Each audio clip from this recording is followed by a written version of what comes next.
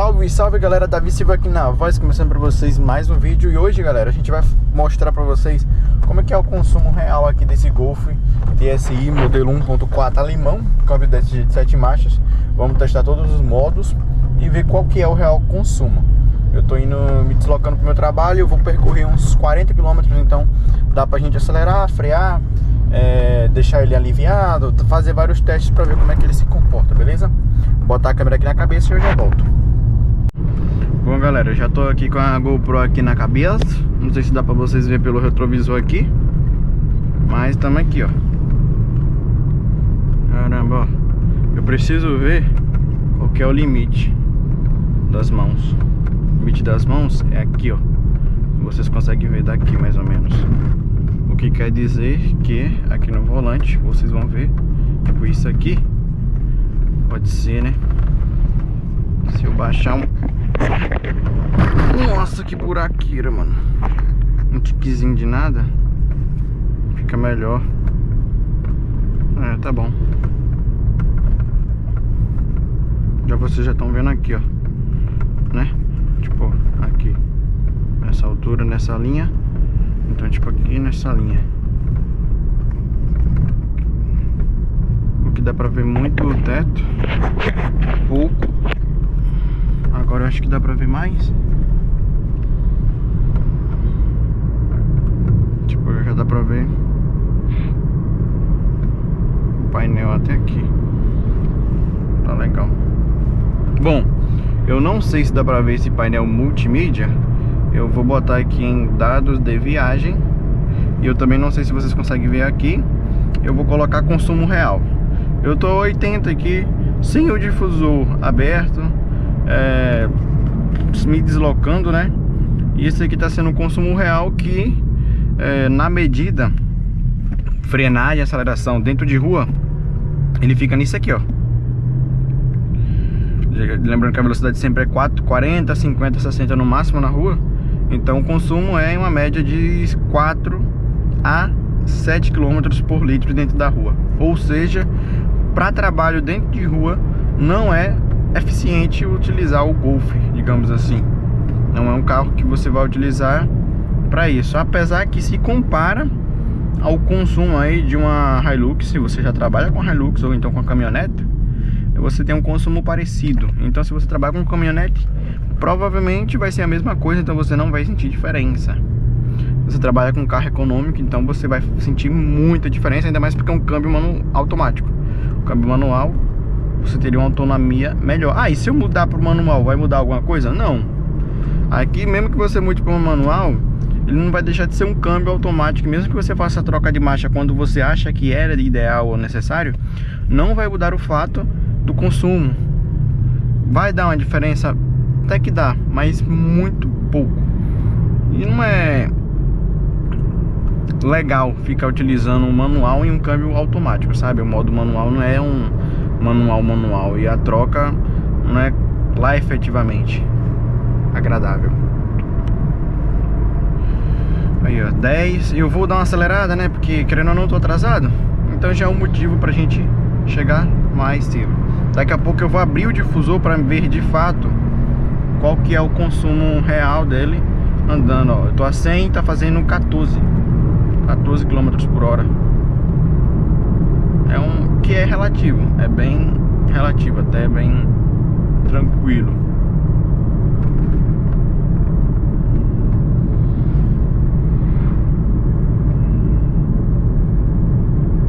O carro tá bem alinhado, bem balanceado.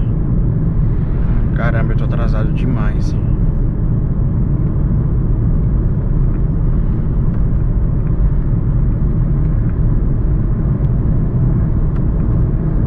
Não dá pra passar, ó. Vocês estão vendo que a faixa aqui tá fechada. E também, óbvio, né? Dá pra ver. Quer dizer, eu não sei se dá pra ver. Vocês conseguem ver que tem um carro aqui na frente? É a primeira vez que eu gravo num carro, numa moto. Eu até sei como é que é, mas num carro eu não sei, mano. Nunca gravei num carro. Esse negócio de vlog dentro de carro eu nunca fiz, não.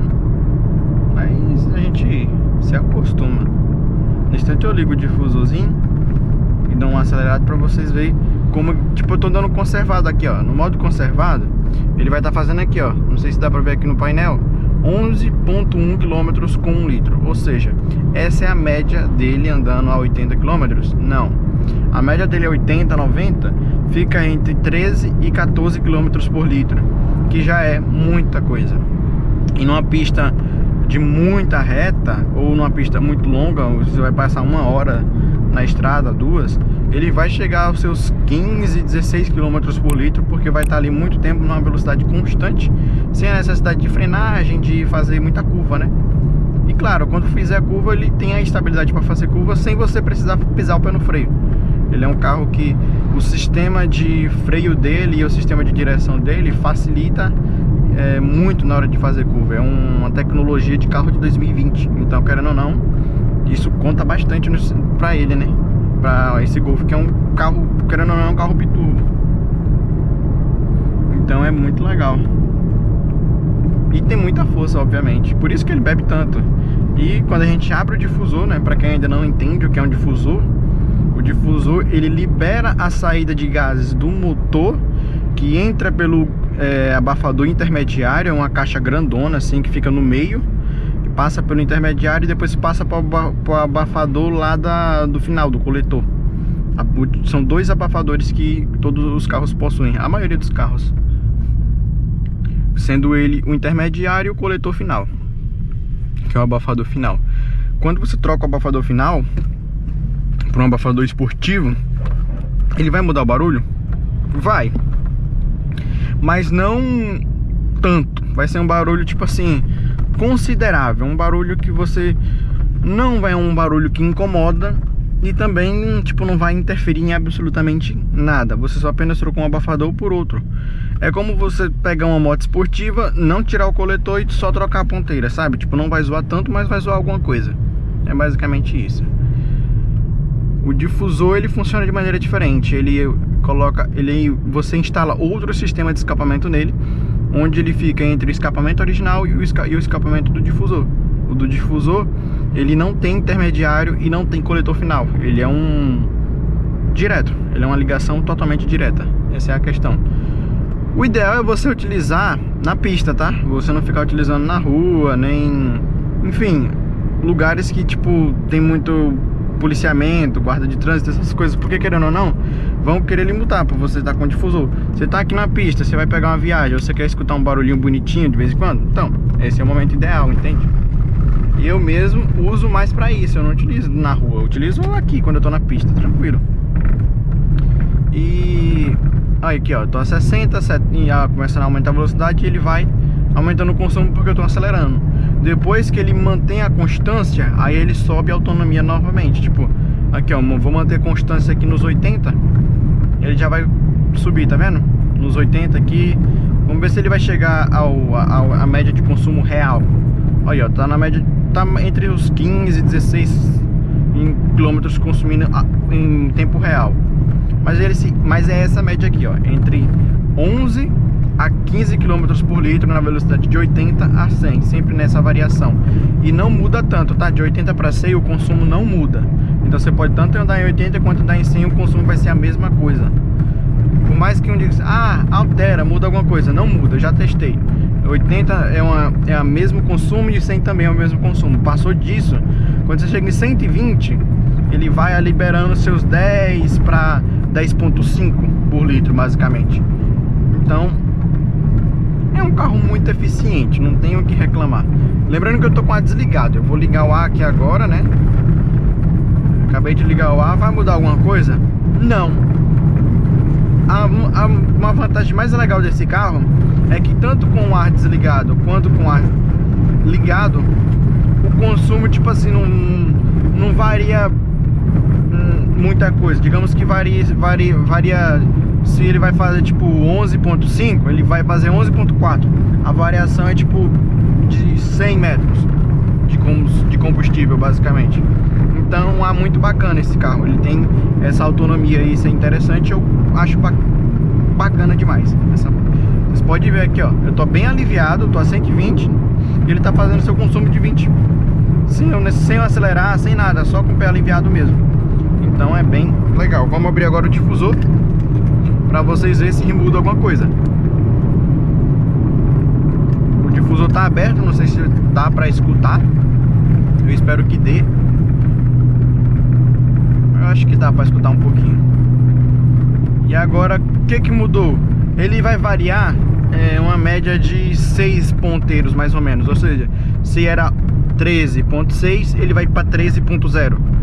É uma variação que, assim, se você for fazer um percurso pequeno, você não vai sentir diferença. Mas se você for fazer um percurso grande, vai fazer muita diferença. O difusor, na verdade, é uma parada para você brincar, ó. Tá vendo? Para você escutar o barulho do motor. E isso é gostoso demais. Mas no geral o consumo não muda tanto. Agora vamos dizer, bota no modo esportivo aí. Botei no modo esportivo. Vamos, anda um pouquinho mais forte pra gente ver qual é o consumo real agora. Vou mostrar pra vocês o consumo real, você pisando legal, indo no seu 120 por hora. Estamos aqui a 120 no modo esportivo, né? Com o difusor aberto. E olha só, a média 9,5. Vai ser um 9,5 por aí, tá ligado? Não vai chegar a 10 não, tá? Mas é um 9. Ó, já tá em 7, tá vendo? Estamos no modo esportivo aqui, ele segura um pouco mais a marcha, mais a rotação, libera mais o motor, ele fica muito mais gostosinho de andar. Eu não sei se muda no mapeamento, se muda alguma coisa quando você bota pro modo esportivo, mas eu acredito que deva mudar alguma coisa com certeza. Tá gravando? Deixa eu ver. Tá piscando, tá gravando. Então bora acelerar um pouquinho. Até porque eu também tô meio atrasado. Vou pisar aqui pra gente ver. Aí ó, tô chegando. Acho que aqui é uma reta mais ou menos. Deixa me ver se tem uma reta aqui. Aí eu vou tentar chegar no 140 e dar uma olhada no consumo também. Pronto, aqui tem uma reta de descida. Vou aliviar o pé. Vamos chegar ali no seu 140, vai. Só pra, tipo, tô descendo uma reta muito de ladeira. Ó, 17, 18. Porque ele tá, tipo, aliviado. Se você converter, vai ser uns 5 a 6 aí, subindo. Pra converter é só dividir por 2 que você sabe a média dele subindo. Pelo menos é assim que eu faço. E realmente bate certinho. Tipo, casa totalmente, não fica errado, né? Você não vai ter um cálculo ruim, você vai ter uma precisão até que interessante. É uma moto ali na frente, não vai dar nem pra manter a constância da velocidade. Aqui eu já vou ter que frear, né? Ou então aliviar o pé. Se eu aliviar, eu aliviei aqui, já não, tipo, evitar frear é a melhor coisa que você faz quando você quer uma autonomia de combustível da hora. Porque você acelerou para gastar aquele combustível todo, botou aquela força no motor para ele gerar aquele torque, para ele gerar aquele nível de rotação. Aí depois você tá freando para poder frear o motor e aí, tipo, basicamente o que você acelerou para ele andar, você vai gastar porque você vai ter que acelerar de novo. Então quando você evita frear, é muito mais legal. Por exemplo, eu tô aqui a 100, beleza? Tem necessidade de frear nessa curva? Não, ele é um carro muito estável e para uma velocidade de 100. Então assim, você só tira o pé do acelerador aliviado e faz. Você vê que o carro não balança, não puxa nem nada. Ele é um carro muito estável para velocidade. É que nem a R3. Eu andava na R3, eu fazia a curva a 130 km por hora e basicamente a moto nem inclinava, chegava nenhuma inclinação de 45 graus mais ou menos. Ela não chegava nem nessa inclinação de 45 graus. O máximo que ela ficava era ali uns 80, uma inclinação de 80 a 70 graus em 130 km. Então, tipo, não chegava nem a deitar. Pra você ver o tanto que ela era instável. Ou seja, basicamente ela aguentava uma velocidade maior para que ela fosse necessário deitar. Eu acredito que a 160 ou a 170 km para poder realmente fazer uma inclinação 100%. Talvez uma curva fechada também, né? Se fosse uma curva mais fechada, tem isso também. Mas como pode ver, ó, no modo esportivo tá aqui um consumo de 5, né? Bebendo, ele vai acabar chegando lá fazendo um 7,5, vamos dizer assim. latinha. Olha, ó, 120 a 4 por 1 litro em subida. Já é alguma coisa, já é algo. Aqui uma retinha aliviada. Aí, ó, tirei o pé do acelerador, ele basicamente não detecta nenhum tipo de consumo. Voltei, aí ele já... Como é que é a subida? Agora vocês vão ver o consumo dele subindo uma ladeira com o difusor aberto no modo esportivo.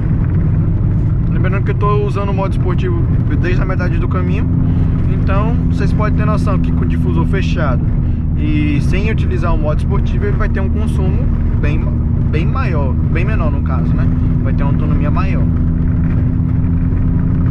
Desde a partida rodamos 23 km e a média está aqui nos seus 11,5, hein? Então tá bom.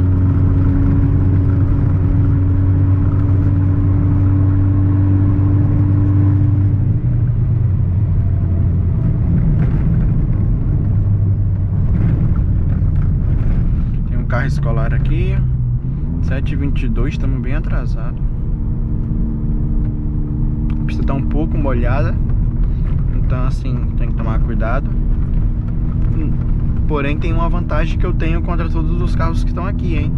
Eu estou com o pneu preparados para chuva, pneus de inverno.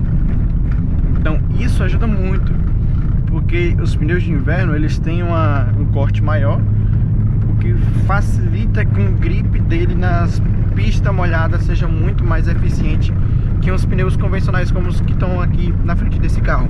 Talvez na câmera não pega, mas ele tá com aquele pneu frisadinho. E esse pneu para chuva, ele até que anda bem, mas ele é o pneu padrão, é o pneu que você usa em estrada de chão, que você usa em pista, em estrada com buraco, em tudo. Esses pneus que eu tô não são pneus para buraco, são pneus de inverno, então eles são um pouco mais macios. São pneus bem macios.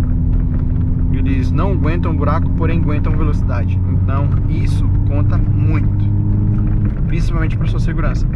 E claro que o carro, a aerodinâmica do Golf ajuda muito na curva, em aceleração.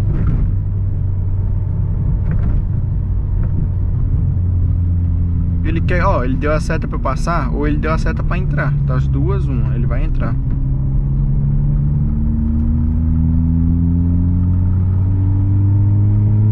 Isso aqui é gostoso demais.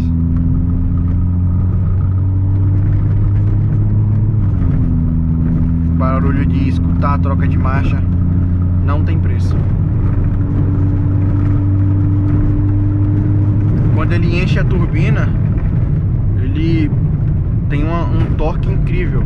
Quando é que você sabe que ele encheu a turbina? A 3.000 RPM. 3.000 RPM, a turbina dele enche muito. Por isso que geralmente esse carro ele vai sempre estar trocando a marcha entre 3 e 4, que é quando a turbina dele fica cheia, para prevenição do motor, né? Mas vocês agora já sabem exatamente quando que o motor tá com a turbina cheia. O que quer dizer a turbina cheia? Quer dizer que ele tá com a máxima pressão de torque.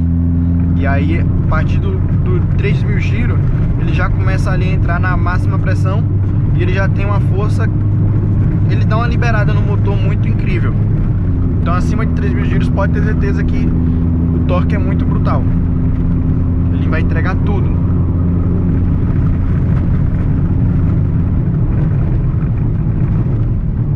Eu não sei se dá pra notar que a pista tem aquela... Dá pra ver a umidade da pista, onde exatamente tem óleo, não tem. E o carro anda muito bem, ó. Frenagem perfeita, perfeita demais, tá vendo? Essa é a vantagem de um pneu de qualidade. Então o carro, o que faz o carro frear? É o freio? Não. Quer dizer, 40% é, mas 60% é o pneu. Um pneu bom te faz andar bem na pista, tanto em frenagem, quanto em aceleração, quanto em curva. E claro, um pneu bom melhora muito a autonomia do carro, da moto. Porque o pneu bom, ele vai andar bem, então ele vai ter tração para aceleração, ele vai ter tração para curva, ele vai te passar uma confiança maior, ele vai ter tração para frenagem, e tudo isso reduz muito o tempo de resposta. Ou seja, ele vai responder muito mais rápido. Se ele responde muito mais rápido, consequentemente, o consumo também é menor, já que ele tem um tempo de resposta bem efetivo. Ele não, por exemplo, você vai frear, ele não vai travar o pneu e demorar para frear. Ele vai frear rápido. Então você poupou o tempo. Você está economizando o seu tempo e isso é muito vantajoso. Claro que são pneus de inverno, então quando começar o verão, eles vão basicamente gastar mais rápido. É isso que vai acontecer. Os pneus de inverno não são feitos para o verão, então eles vão ficar que nem chiclete. Mas em compensação vai ter uma segurançazinha. Mas vai acabar rápido. Aí depois vou ter que pegar outros pneus de verão. Mas tudo bem.